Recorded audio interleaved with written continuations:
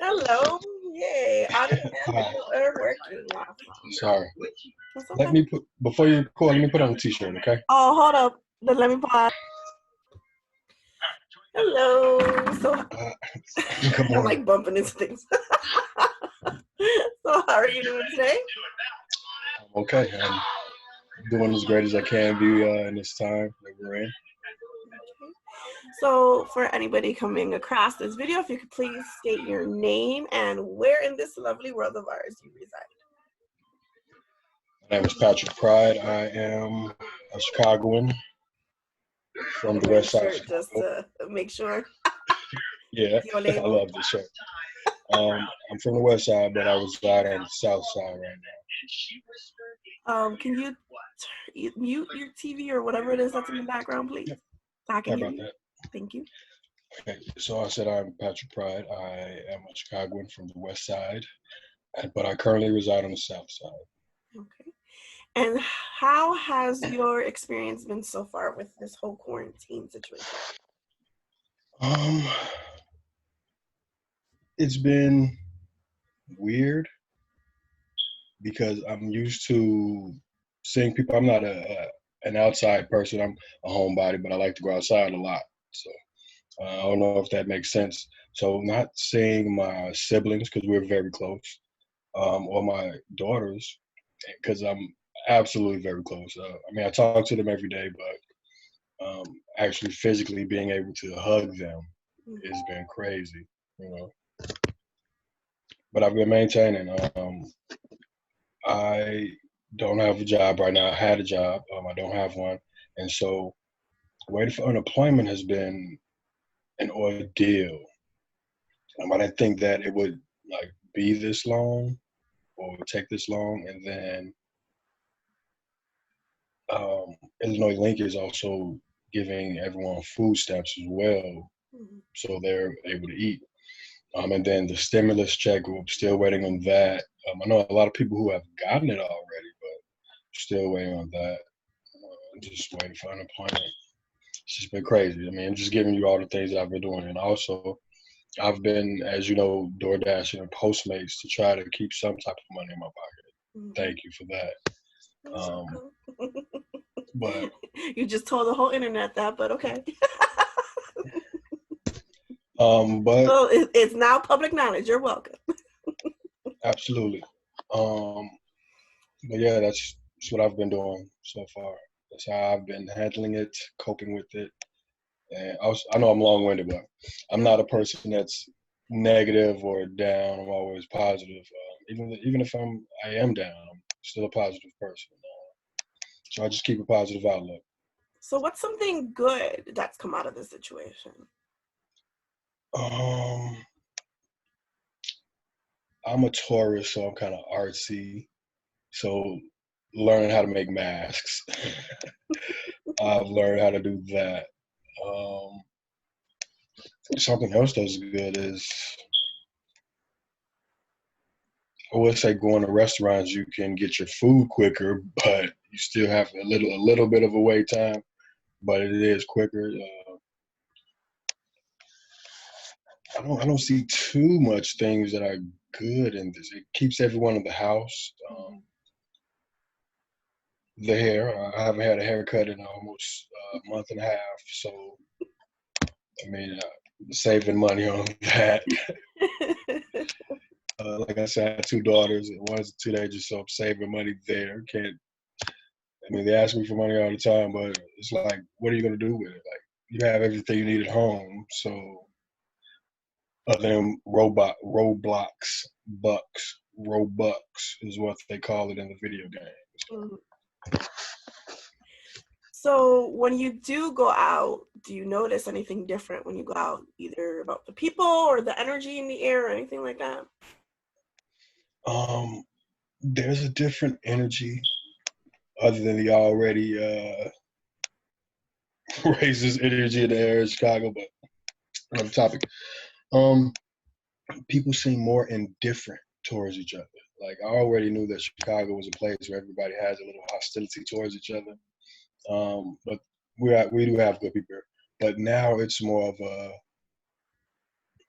and a strong indifference. Like you can't be too close to people or around people, and they'll snap. Like one day I was in the store and a guy literally almost cursed me out to back up away from him when he was coming towards me, but he didn't have a mask on and I did.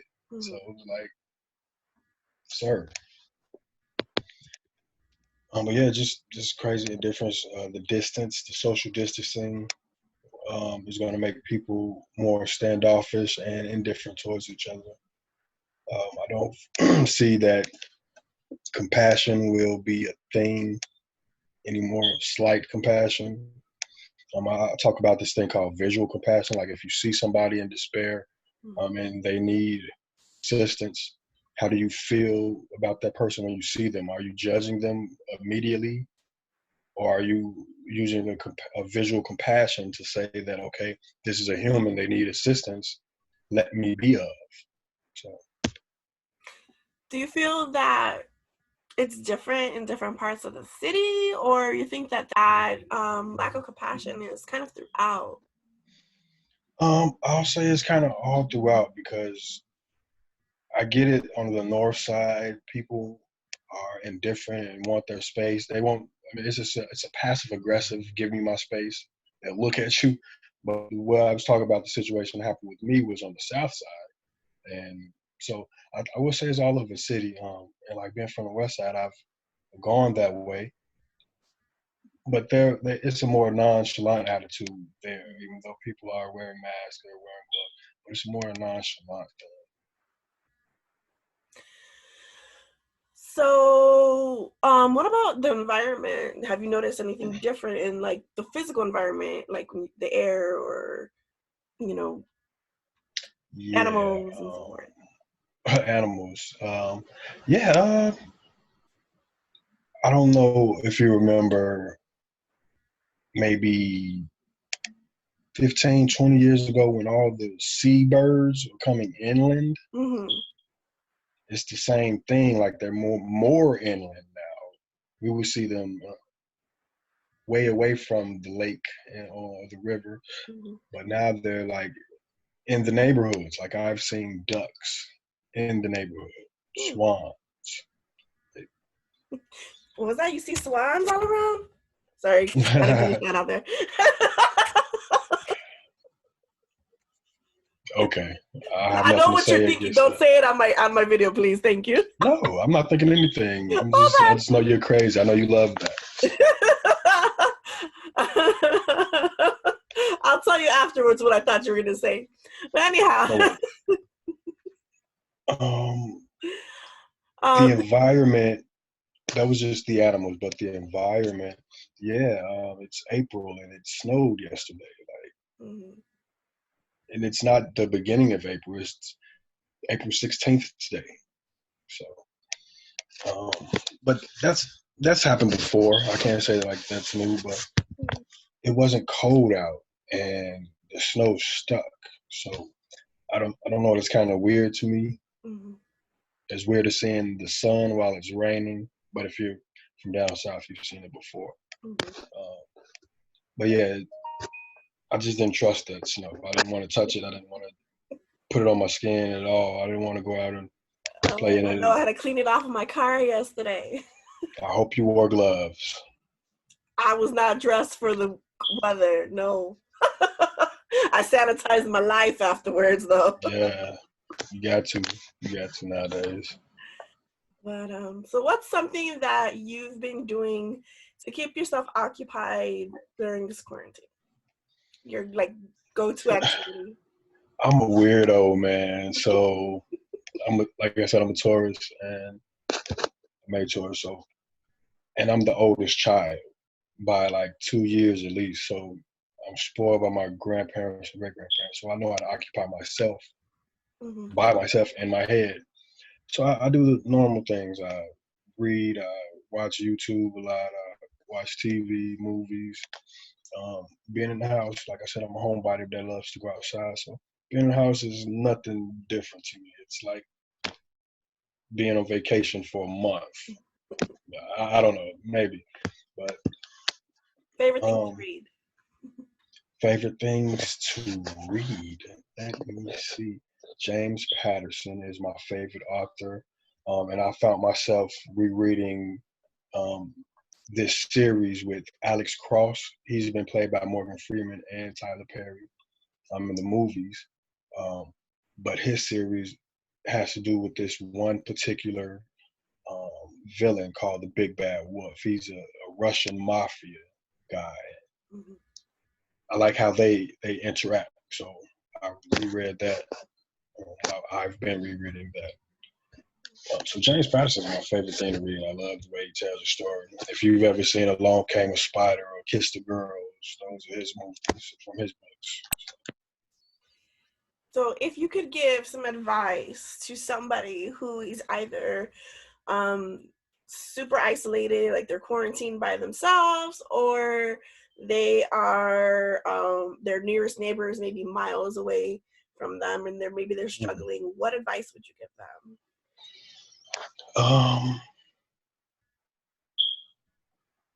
Some good advice would be to step outside, get some fresh air, because while you're inside, that air is going to suffocate. Mm-hmm. You need to get some fresh air, get some sun on your skin. But other than that, don't worry about the non-human contact. Do this. Even if you're in the same house with somebody, to occupy yourselves, go to another room, Skype, Zoom, whatever else there is, FaceTime, just do something that won't make you think of this. Just anything. Has this whole situation changed your sense of spirituality in any way? Yes and no. I'm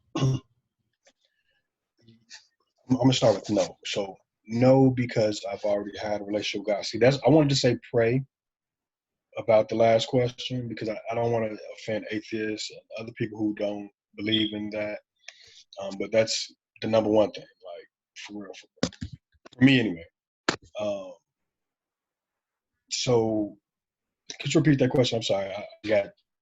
Has this situation I got it. affected your sense of spirituality in any way? Uh-oh, you're frozen on me. You're frozen. Go figure. I start talking about spirituality and you freeze on me. That's right.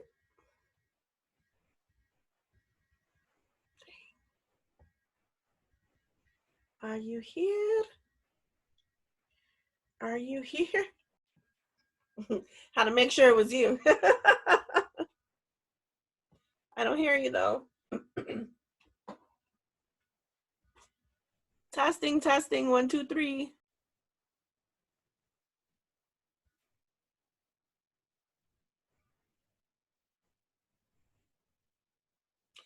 One of the lovely byproducts of this time period, having to deal with connectivity issues, technical difficulties, all this loveliness.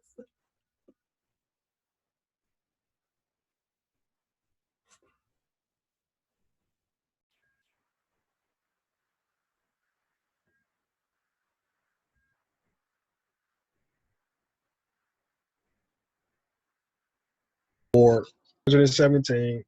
Okay, and we're recording.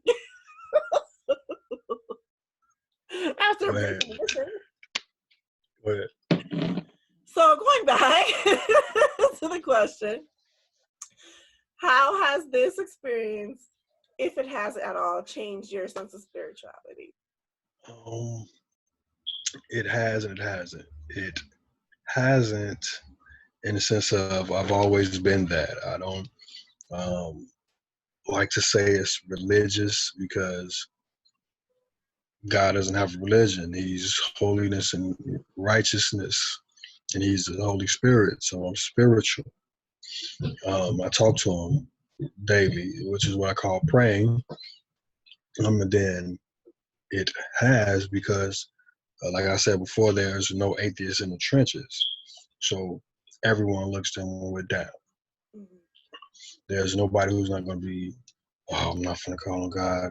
everybody says, "Oh my God!" Everybody says, "God, please do this," or "God, please let this happen." Oh my God, please don't let you know. So I think it's going to draw everyone closer because I feel that this is a test where, like 100 years ago, they were going through the same thing. It was another plague, the flu, and this is like another wave of the flu, stronger, coming back on steroids, I guess. And with that, we're stuck in the house and learn to go without and do without and live without. So I think we'll have a different mindset coming up out of this, knowing that, okay, I didn't have my haircut in a month. I can go without it for another month, or I haven't had my nails done. Females, uh, maybe I can go without my nails. And anyway, all of that was just for flash and show, anyway, for someone else's attention and affection and adoration.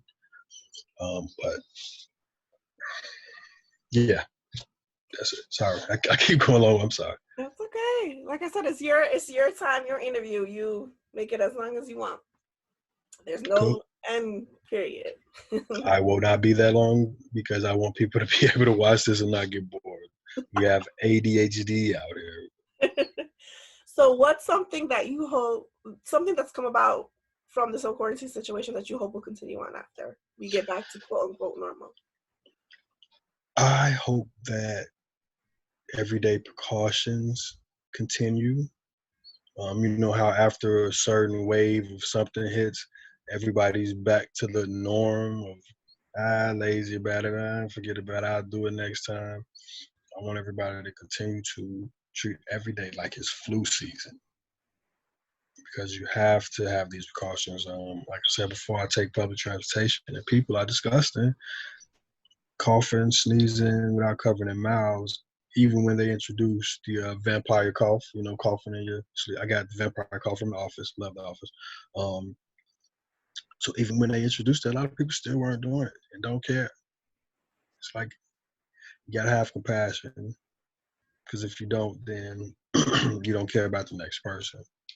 And most times that's because people don't care about themselves.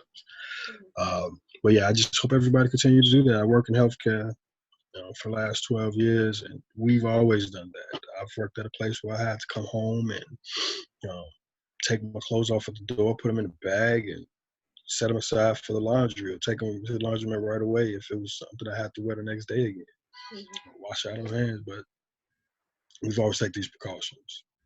Um, when you get in this field, they'll tell you, well, you go through trainings of pathogens, airborne pathogens. So we've always known this, and then there will be clients we've had where they'll have a upper respiratory infection and where it's contagious. So we have to wear masks or be very cautious around them. So just want people to continue taking precautions. So if somebody comes across this video in say 10, 20, 30 years, what would you like them to know about you personally and about this period in time as a society? I would like them to know that we did have barbershops, and I don't normally look like this. No, I'm just kidding. That's just low vanity. Sorry, God. That no, there's nothing new under the sun. So 10, 30 years from now, you guys could be going through something. I'll be in my 20s then, so In your 20s then. yeah, even though I'm 38 now, so I'll be in my 20s then. Like a Benjamin Button aging backwards. Benjamin Button. No, but same things could be happening. Just don't panic. Keep your faith. And be compassionate, because when you spread compassion, it continues on. People feel good. When people feel good, they want to do things, and when people do things, good things happen. So just keep the compassion, keep the love, keep the good energy. Um, Even though in Chicago people became very frantic and bought up every ounce of hand sanitizer, disinfectant wipes. Couldn't find toilet paper for a good 2 weeks. Oh man, it was hard to find paper. People were buying toilet paper without buying soap. So just know how insane and inane these people were. So is there something that we haven't touched on that you wanted to share, a story or some kind of situation, opinion I on this? wish you recorded all my zingers last time. That's okay. I'm always funny, so something that we didn't touch on. Just the day to day is hit or miss. Everybody's scared. I feel like there's a lot of scare tactics going on. Even though we should be precautious, um, we still need to have compassion towards one another. We still got to keep in touch. Make sure everyone's okay. I even feel like because I like to be around people sometimes, but not all the time. But what I do, I do. So I feel like I even know how to be around people cautiously. Um, like this video I saw where they were having a party where they had masks and they had their gloves on, and the hilarity of it was they didn't know whose cup they were drinking out of because it was a bite mark on one. That's how they knew, but they didn't know at first. But something similar to that with your mask and your gloves. You don't even have to be that close. You're just sitting there having a good time talking music, homemade masks or whatever. But I don't know, man. I'm just trying to. I want to be around people. Cabin fever, help me. I don't know, I'm missing it too. Missing my godkids, missing my family. Yeah. I have it. My family all has respiratory issues themselves, bad asthma and so forth. So I'm really So trying does to my family. keep We my have asthma. distance from any I'm little. sorry.